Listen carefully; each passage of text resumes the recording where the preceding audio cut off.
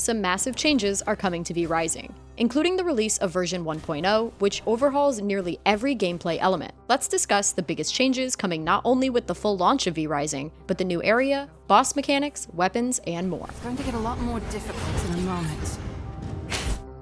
To get new and improved spells, you originally took down a specific boss that would unlock the spell once you released their V-Blood. Those days are over, making the game less linear and instead more about playing the way you want to. Rather than dropping a specific spell, bosses now drop spell points. Each boss can drop a different type of spell point. Take Keely the Frost Archer for example. She drops a Tier 1 Frost spell point, meaning you can use that single point to unlock any of the 3 abilities in Tier 1, whereas before, she dropped the specific spell Frostbat to use instead. As you defeat more and more bosses, you not only unlock the higher tiered spells, but more spells to use in your toolkit, which is a nice change of pace from only being able to get a specified one from each boss. New bosses have also been introduced, including a healer that will test your metal, as she replenishes her health almost the entire fight. Also, bosses now go up to level 90 instead of 80 like they did in early access, making it much more difficult to reach the endgame as a beginner. With the new bosses comes new crafting tables, weapons, and more. So let's discuss those next.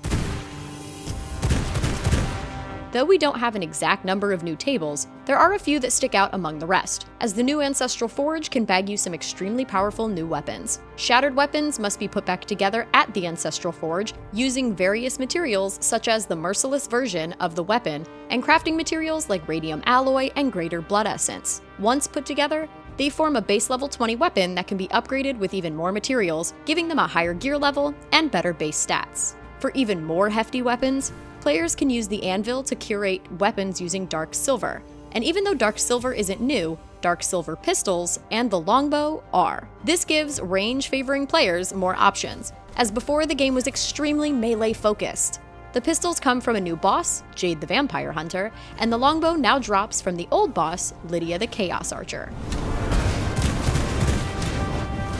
Ruins of Mortium is a brand new zone to explore in V Rising. This new zone is also home to a new feature called Rift Incursions that task you with taking on hordes of vampiric enemies to earn some pretty awesome rewards. This includes a brand new currency called Stygian Shards that can be used for a plethora of new items and even used to summon bosses within the dwellings of your castle. Stygian Shards can only be acquired by completing Rift Incursions and can also be spent at a new vendor within the Ruins of Mortium to purchase shattered weapons if you haven't collected them from the rifts themselves. The bosses that we mentioned earlier are summoned within a new refinement table called the Stygian Summoning Circle. Throw in the specified ingredients along with the Stygian Shards and it'll spawn a powerful boss that can drop reagents and materials to help you make progress without ever having to leave your castle. The Blood Harpy is especially helpful to those trying to unlock all of the recipes available at their study table, as they drop 3 books to study and a massive amount of paper and scrolls to use to unlock said recipes. This new area is also home to none other than Dracula himself, who can only be defeated at level 80 unless you want to meet a very untimely and painful death attempting to enter his home. His own castle can be found here on the map, and outside will be 2 armed guards waiting to take you down for trying to enter their master's lair.